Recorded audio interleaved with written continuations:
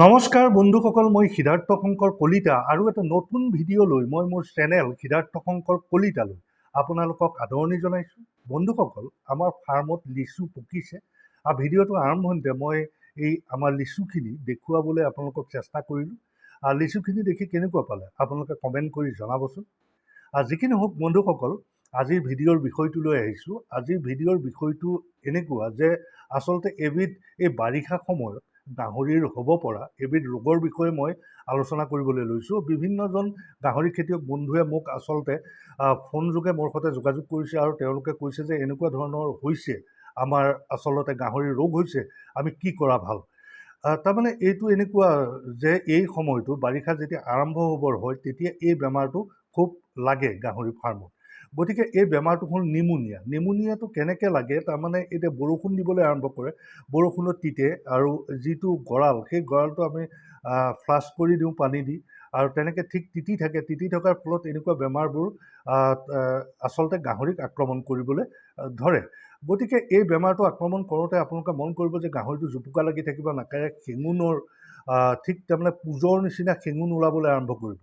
এই বেমাৰটো অতি ডেঞ্জাৰাছ। যেতিয়া এই গাহৰি খুব মৰ্টেলিটি খুব বেছি হয় এই বেমাৰটোত আৰু জোপোকা লাগি থাকে, ঠিক তেনেকৈ 4-5 দিন থকাৰ পিছত গাহৰিটো যায়গৈ।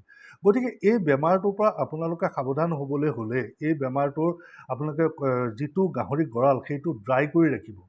ড্ৰাই কৰি ৰাখিলেহে এই বেমাৰটোৰ পৰা আপোনালোকে পৰিত্ৰাণ পাব পাৰিব। এনেও গাহৰি গঁৰাল ড্ৰাই কৰি ৰাখিব লাগে। ড্ৰাই কৰি ৰাখিলে তাত বীজাণু উৎপন্ন হ'ব নোৱাৰে, আৰু যিমানেই তিতি থাকে সিমানেই বিভিন্ন ধৰণৰ বীজাণু তাত উৎপন্ন হয় আৰু উৎপন্ন হৈ গাহৰিক আক্ৰমণ কৰে। গতিকে এই এনেধৰণৰ বেমাৰ আহিলে আপোনালোকে সদায় গঁৰালটো ড্ৰাই কৰি ৰাখিব। আৰু এই যিটো বেমাৰ নিমুনিয়াত এটাই মেডিচিন আছে, যিটো এণ্টিবায়'টিক আছে, চেপ্টেকজন টেজবেক্টাম বুলি যিটো কম্পাউণ্ড, সেই কম্পাউণ্ডৰ ইণ্টাৰচেপ্ট বুলিও পাব। এই মই আচলতে মই স্ক্ৰীণত দি দিছোঁ যে এইটোৱেই এণ্টিবায়'টিক আপোনালোকে ইনজেক্ট কৰিব পাৰে। কিন্তু আপোনালোকে নিজে নকৰিব, কোনোবা এজন অভিজ্ঞ ভেটেনেৰিয়ানৰ পৰামৰ্শ লৈ ল'ব। আচলতে এণ্টিবায়'টিক ব্যৱহাৰ কৰোঁতে এজন অভিজ্ঞ ভেটেনেৰিয়ানৰ পৰামৰ্শ ক্ৰমেহে আপোনালোকে এণ্টিবায়'টিক ব্যৱহাৰ কৰিব। আৰু যিমান পাৰে আপোনালোকে আচলতে স্প্ৰে' কৰি ৰাখক আপোনালোকৰ গঁৰাল। এই বাৰিষা দিনত বিভিন্ন ধৰণৰ বেমাৰ লাগে, গতিকে আপোনালোকে স্প্ৰে' কৰি ৰাখিব লাগে আৰু আপোনালোকে ড্ৰাই কৰি ৰাখিব। আৰু ড্ৰাই কৰি ৰাখিবৰ কাৰণে মই আৰু এটা কথা কওঁ, আপোনালোকে পাৰিলে 1 লিটাৰ ডিজেলত 100 গ্ৰাম হোৱাইট ফেনাইল ল'ব। হোৱাইট ফেনাইল লৈ এডাল পঁচা লৈ, ঠিক যেনেকৈ হোৱাইট ফেনাইল মানে যিটো আমি ৰুম ক্লিন কৰিবৰ কাৰণে ব্যৱহাৰ কৰোঁ, সেই ফেনাইলটো ডিজেলত দি তাত গুলি লৈ আপোনালোকে পঁচা এডাল লৈ ঠিক টানি মজি এখন মুচি দিব, যাতে ড্ৰাই হৈ থাকে। ঠিক তেনেধৰণে মুচি দিব। আৰু যদি আপোনালোকে ফ্লাছ কৰে, ঠিক তেনেকৈ গাহৰিক গা ধুৱায়, তাৰ পিছত আপোনালোকে সদায় শুকান বস্তা এটা বা কিবা কাপোৰ এখন দি গোটেই মজি এখন আপোনালোকে টুকি দিব, যাতে ড্ৰাই হৈ থাকে। গতিকে এই কথাটো মন কৰিব, নহ'লে যদি তাত ড্ৰাই হৈ নাথাকে তেতিয়া বিভিন্ন ধৰণৰ বীজাণুৱে আকৌ আক্ৰমণ কৰিব পাৰে। গতিকে এইটো এটা অতি ভয়ানক বেমাৰ, এই যিটো নিমুনিয়া, বিশেষকৈ পোৱালিক বেছি আক্ৰমণ কৰে। গতিকে এই নিমুনিয়াৰ পৰা আপোনালোকে আপোনালোকৰ ফাৰ্মখন সুৰক্ষিত কৰি ৰাখক। বন্ধুসকল, এতিয়া আহিছোঁ আমাৰ নিয়মীয়া প্ৰশ্নোত্তৰ শিতান সমিধানলৈ। আজি সমিধান শিতানৰ প্ৰথম প্ৰশ্নটো লৈছোঁ, কৰিছে ধ্ৰুৱজ্যোতি গগৈ। তেখেতে লিখিছে, নমস্কাৰ দাদা, মই আপোনাৰ পৰা এটা কথাৰ বিষয়ে জানিব বিচাৰিছিলোঁ।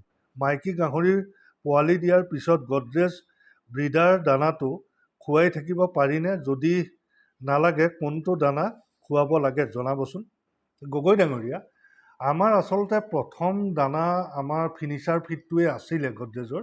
যেতিয়া প্ৰথম আমি ব্যৱহাৰ কৰিছিলোঁ, ফিনিচাৰ ফিডটোৰ পিছত বিভিন্ন ধৰণৰ ফিড ওলাল, ষ্টাৰ্টাৰ ওলাল, গ্ৰ'ৱাৰ ওলাল, তাৰপিছত লাহে লাহে চাউ ফিড ওলাল, ঠিক ব্ৰিডাৰ ফিড এইটো ওলাল। গতিকে এনেধৰণে আমি তেতিয়া ভাগ কৰি ল'লোঁ। এতিয়া যিটো ফিনিচাৰ ফিড হ'ল, সেইটো আচলতে আমি ফেটেনাৰ গাহৰিক খুৱাব, আচলতে ফেটেনাৰ ফিডেই হ'ল। এই যিটো ফিনিচাৰ বুলি কোৱা যায়, সেই ফিডটো ফেটেনাৰ ফিড হ'ল। আৰু আমি আচলতে মাইকী গাহৰিৰ ক্ষেত্ৰত যেতিয়া ষ্টাৰ্টাৰ খুৱাওঁ, তাৰপিছত গ্ৰ'ৱাৰ খুৱাওঁ। গ্ৰ'ৱাৰ খুৱাই যেতিয়া হিটত আহে, তাৰপিছত আমি চাউ ফিড ক্ৰছ দিয়াৰ পিছত চাউ ফিড খুৱাওঁ। সেইটোকে আমি আচলতে পোৱালি জগাৰ পিছতো খুৱাই থাকোঁ। তাত চাৰ্কফেৰল জাতীয় এনেকুৱা ধৰণৰ কিছু ছাপ্লিমেণ্ট দি সেইটোকে খুৱাই থকা যায়। এইটো খুৱাব পাৰি আচলতে, কিন্তু লেক্টেশ্যন ফিড খুৱাব পাৰিলে ভাল। সেইটো আজিকালি তৈয়াৰ কৰিছে, যিটো ডিহিউজৰ লেক্টেশ্যন ফিডটো খুৱাব পাৰিলে ভাল। যদি নোৱাৰে সেইটো অলপ কষ্টলি হয়, কষ্টলি হ'লে ব্ৰিডাৰ ফিডটোকে আপোনালোকে ব্যৱহাৰ কৰি থাকিব পাৰে। এইবাৰৰ প্ৰশ্নটো লৈছোঁ, কৰিছে কুশল কলিতা। তেখেতে লিখিছে, দাদা পোৱালি উইনিং কৰাৰ পিছৰ পৰা 15 to 100 কেজি ৱেট গেইন কৰিবৰ বাবে ডেইলি ড্ৰাই ফিড কিমান পৰিমাণে দিব লাগে, ভিডিঅ' এটা বনাবচোন। কলিতা ডাঙৰীয়া, মই এই সম্পৰ্কে এটা ভিডিঅ' আগতে বনাই থৈছোঁ আৰু বহুকেইটা প্ৰশ্ন উত্তৰত মই এই প্ৰশ্নটো উত্তৰ দিবলৈ চেষ্টা কৰিছিলোঁ। আচলতে আপুনি যেতিয়া আপুনি প্ৰথম উইন কৰিব, উইন কৰাৰ আগৰে পৰা আপুনি আচলতে ইয়াৰ যদি আপুনি ফেটেনিং কৰিব খোজে, তেতিয়াহ'লে কোনকেইটা পোৱালি ফেটেনিং কৰিব, ঠিক তেনেধৰণে আপুনি পোৱালিকেইটা চিলেক্ট কৰি ল'ব লাগিব। সেই সম্পৰ্কে মই ভিডিঅ'টোত কৈ গৈছোঁ, আগৰ যিটো ভিডিঅ' বনাইছোঁ। তাৰপিছত দানা আচলতে উইন কৰাৰ আগৰ পৰাই দানা খুৱাবলৈ আৰম্ভ কৰিব লাগে। উইন কৰাৰ পিছত আপুনি দানা খুৱাব লাগিব 40 কেজিলৈকে ষ্টাৰ্টাৰ, তাৰপিছত গ্ৰ'ৱাৰ খুৱাব লাগিব, তাৰপিছত ফিনিচাৰ খুৱাব লাগিব। কিমান পৰিমাণে খুৱাব লাগে মোৰ অনুগ্ৰহ কৰি আপুনি ভিডিঅ'টো চাই ল'ব, তাত মই গোটেই কথাখিনি ক'বলৈ চেষ্টা কৰিছিলোঁ। এইবাৰৰ প্ৰশ্নটো লৈছোঁ, কৰিছে মনোৰঞ্জন মেছ। তেখেতে লিখিছে, মোৰ নাম মনোৰঞ্জন মেছ। মই 15জনী গাহৰিৰ এখন ব্ৰিডিং ফাৰ্ম কৰিছোঁ। তাৰে গাভিনী গাহৰি এজনীয়ে দানা খোৱা নাই। জ্বৰ জুখিলোঁ 102.5, অলপ কম আছে, কি কৰোঁ বাৰু? মেছ ডাঙৰীয়া, আপুনি আচলতে জ্বৰ জুখিছে যদিও জ্বৰটো নৰ্মেল অৱস্থাতেই আছে। গতিকে কেতিয়াবা গাভিনী গাহৰিয়ে এনেও দানা নোখোৱা হয়। গাভিনী অৱস্থাত তেনেকুৱা কিছুমান সমস্যা থাকে, যাৰ কাৰণে আচলতে গাহৰিয়ে দানা খাবলৈ মন নকৰে। মানুহৰ ক্ষেত্ৰতো ঠিক তেনেকুৱা ধৰণৰে হয়। গতিকে আপুনি দানাটো সলনি কৰি দি চাবচোন বাৰু। যদি দানা নোখোৱা হৈছে, বৰ বিশেষ চিন্তা কৰিবলগীয়া নাই। গাভিনী গাহৰি যেতিয়া, যিহেতু জ্বৰ হোৱা নাই, গতিকে আপুনি ইমান বিশেষ চিন্তা কৰিবলগীয়া নাই। 2-3 দিন তেনেকুৱা ধৰণৰ সমস্যা এটা দেখা দিয়ে, তাৰপিছত আকৌ খাবলৈ লয়।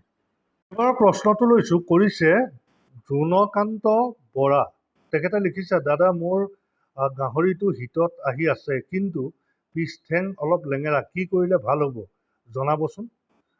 বৰা ডাঙৰীয়া, আপোনাৰ গাহৰি যদি পিছ ঠেঙৰ তেনেকুৱা সমস্যা হৈছে, আপুনি নিশ্চয় পকা গঁৰালত ৰাখিছে। গাহৰিজনী অলপ মাটি লৈ নমাই দিবচোন, 3-4 দিনমান তেনেধৰণে কিছু সময়ৰ বাবে মাটিত ৰাখিবলৈ চেষ্টা কৰিব, তেতিয়া এই সমস্যাটো ভাল হয়। কেতিয়াবা এনেধৰণৰ সমস্যা আচলতে পকা গঁৰালত থকাৰ ফলতো হয়।